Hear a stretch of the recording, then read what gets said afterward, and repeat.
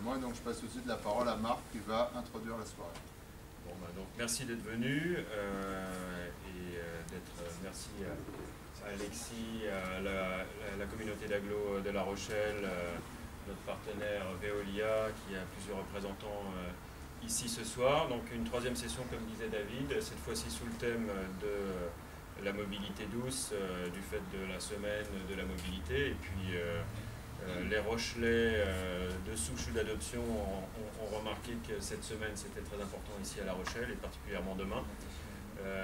Mais peut-être que vous en reparlerez un peu plus. Donc on a 5 intervenants ce soir, plus Veolia qui va dire quelques mots. Donc on va démarrer sans plus tarder en commençant ici à Alexis avec Dominique Breuil, donc directeur de la recherche, qui va nous parler d'intermodalité, sans micro, donc ouais, sans micro. Et en 10 minutes. Ça sera certainement plus difficile. Donc tout d'abord, merci beaucoup d'être là et bienvenue à tous ce soir. J'espère qu'on aura l'occasion de vous retrouver dans d'autres occasions, Alexis. Donc on va parler rapidement d'intermodalité.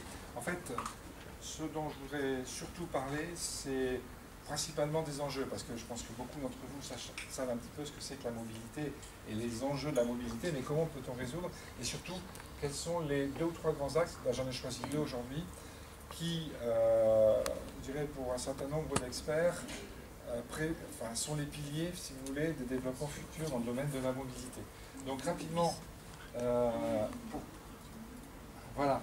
Bon, je vais passer rapidement sur ces sujets-là, mais pour venir surtout pour vous dire que quand on parle de mobilité urbaine, périurbaine, voire territoriale, effectivement, les territoires ont un rôle important à jouer dans l'aménagement du territoire et dans la concertation entre les différents acteurs, et également qu'il ne faut pas oublier, quand on parle de mobilité, d'un petit volet qui représente, certes, quand on parle de la ville, beaucoup moins en termes de flux, puisque le transport de marchandises, en gros, c'est 25% des flux au niveau de la ville, mais aujourd'hui, c'est quand même 50% des émissions de carbone.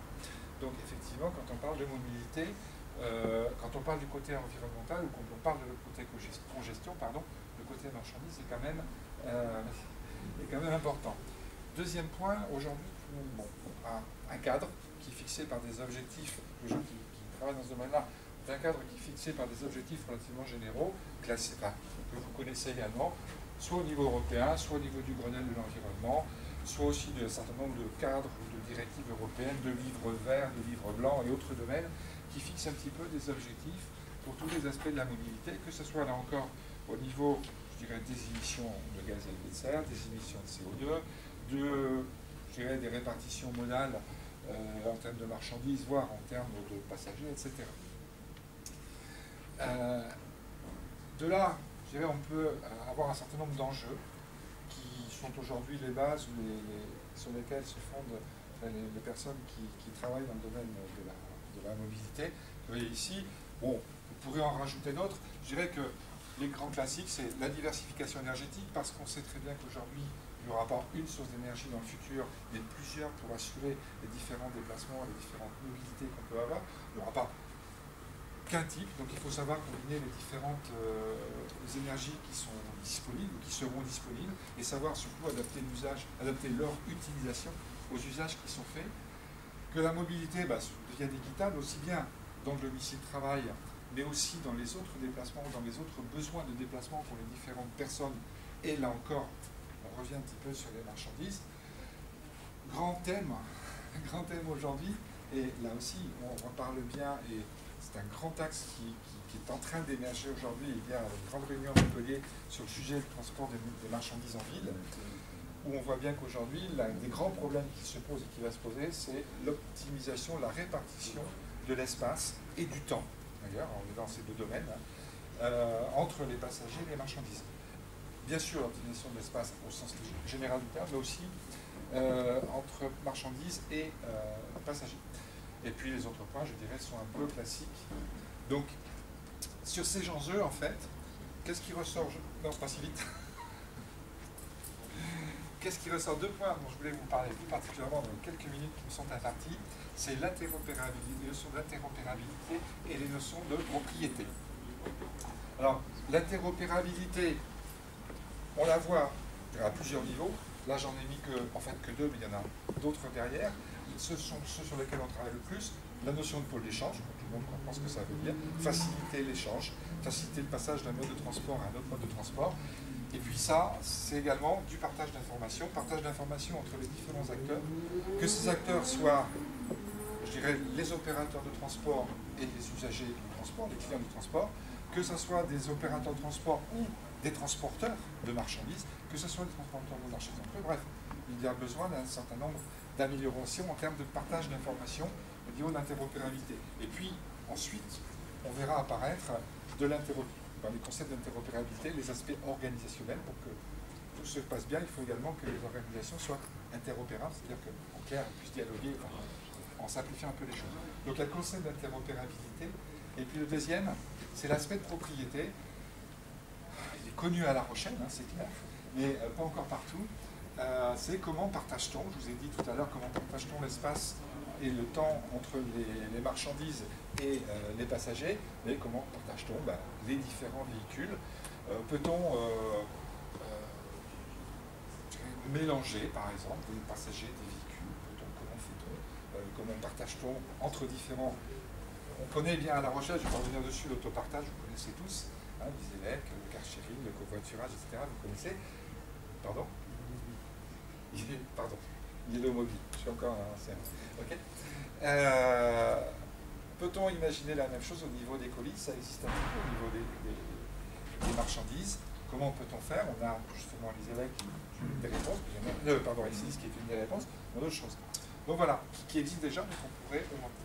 Et de là, je vais pas aller beaucoup plus loin, on va passer rapidement, vous pouvez lire en même temps que j'en parle, on pourra vous donner les transparents après. Toutes les présentations sont mises en ligne les suites d'événements. C'est juste des sujets de réflexion que vous aurez ensuite, mais on peut combiner en fait, suivant les niveaux d'interopérabilité qu'on souhaite, faibles et fortes, alors vous pouvez vous imaginer toute la gamme qu'il peut y avoir entre les deux, et suivant les différentes notions de mobilité que l'on peut avoir, de propriété pardon, que l'on peut avoir, on peut imaginer un certain nombre de solutions qui sont des solutions éventuellement disponibles pour l'avenir ou des orientations stratégiques que l'on peut avoir pour l'avenir.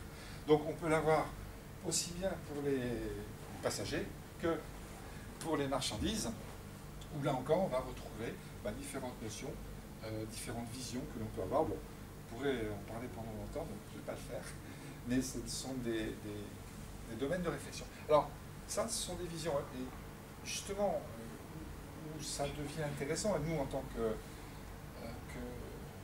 chercheurs, je dirais, dans un certain sens, où ça devient intéressant, c'est parce que on a un grand terrain d'application qui s'appelle la communauté d'agglo de La Rochelle, où déjà, tout ce que je viens de vous dire est embryonnaire. On peut aller embryonnaire parce qu'il y a déjà des choses qui existent, mais on peut aller encore beaucoup plus loin dans le futur. Si on recherche, alors je ne vais pas non plus vous expliquer tout ce qui existe, il y a plein de gens qui vont vous expliquer, et puis Mathieu pourra en parler aussi, mais effectivement, La Rochelle, on retrouve ces notions d'intermodalité, d'interopérabilité et de partage. Bon, vous connaissez les termes, vous voyez, les vélos jaunes, on le voit au niveau des trains. Les trains, c'est entre par exemple La Rochelle et Rochefort, avec les nouveaux TER qui sont aujourd'hui mis en place. Bon, le covoiturage, donc on va parler tout à l'heure, les Lille-Body, puisque ça se n'est plus les EC, etc., etc.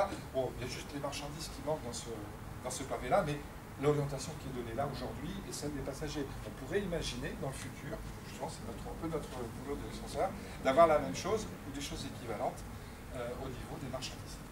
Voilà, j'en ai terminé. Je crois que j'ai fini. Parfait, il reste 2 petites minutes. S'il y a des questions.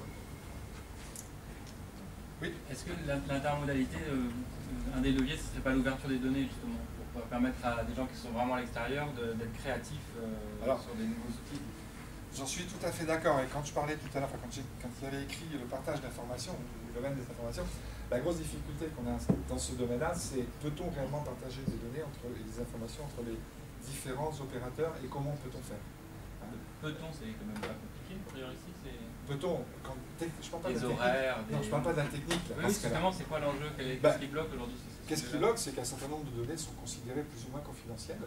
Pour différentes raisons, peu importe l'optique, mais confidentielles par les différents opérateurs qui sont sur ce domaine. Et puis jusqu'où une donnée je dirais, détenue par une autorité de transport, doit-elle rester privée, confidentielle au niveau de l'autorité, doit-elle être mise publique?